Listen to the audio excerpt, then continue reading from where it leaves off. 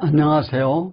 종합적이고 체계적인 마음 공부를 단계적으로 안내하는 마음나라 TV입니다. 반갑습니다. 저는 지난해 마음 공부 쉽고 간편한 길을 찾아보았습니다. 지금 세상은 인지와 과학기술의 발달로 거의 모든 과제를 해결하고 있다고 봅니다. 그러나 마음의 문제에 있어서는 아직 마음의 구조나 뇌와의 관계는 밝혀가는 과정에 있고 내 마음을 내 마음대로 사용하는 마음의 자유를 얻는 것은 매우 쉽지 않습니다. 그러므로 오늘은 마음의 자유를 얻어가는 마음 공부 첫걸음을 마음속 길들이기부터 시작하려고 합니다. 견성을 한 공부인은 마음 공부를 쉽고 간편하게 할 수 있으나 견성하지 못한 공부인은 기초부터 공부하지 않으면 안 될 것입니다. 견성하지 못하고 마음 공부하는 일은 밭의 잡초를 일일이 제거하거나 돌로 잡초를 눌러놓는 것처럼 힘이 들 것입니다. 그렇지 않고 쉽고 간편하게 하려면 소태산 대종사의 말씀을 받들어 법신불 이론상을 채받는 신성 있는 공부인이 되어 심지가 요란하지도 않고 어리석지도 않고 그러지도 않게 하면 마치 제초제를 사용하거나 컴퓨터에서 삭제하는 것처럼 쉬울 것입니다.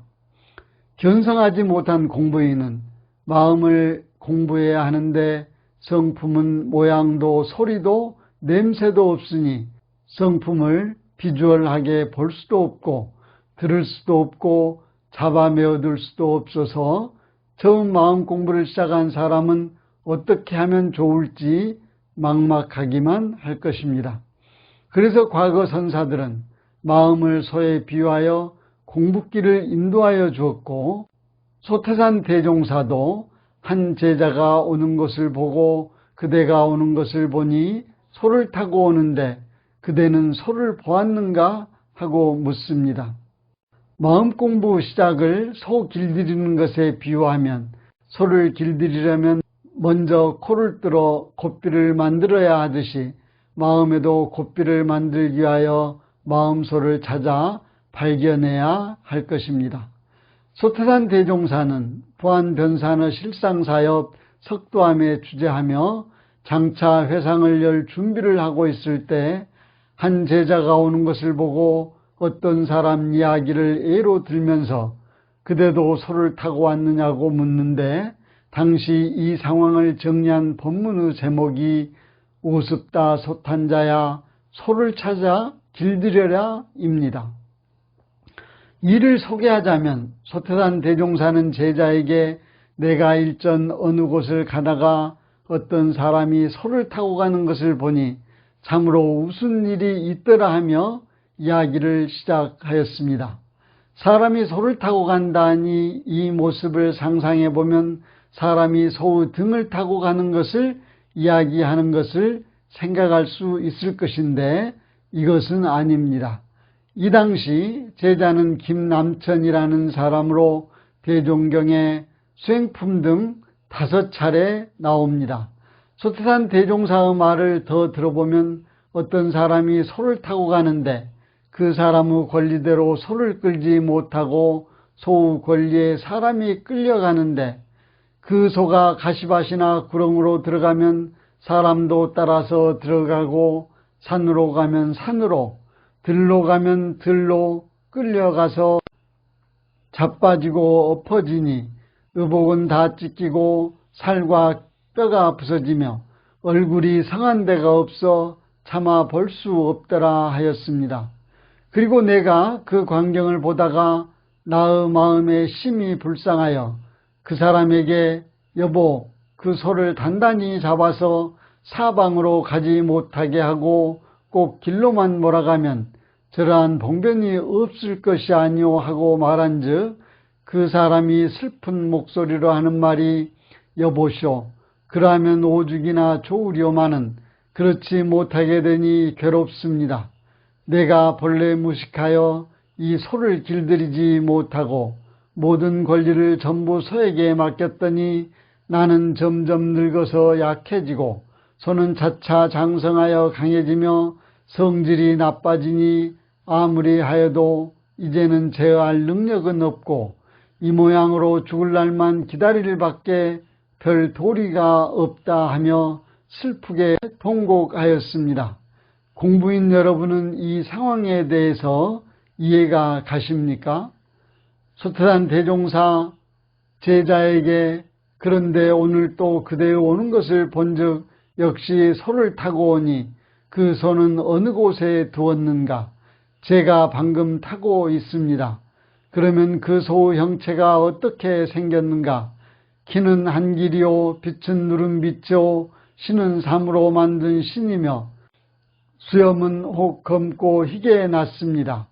소에 대한 설명을 들으면 이 사진처럼 사람이 소를 타고 가는 것이 아니라 제자 자신을 소에 비유하고 있는 것을 알 수 있으며 정확하게 말하면 나 자신 곧 몸과 마음을 소에 비유한 것입니다.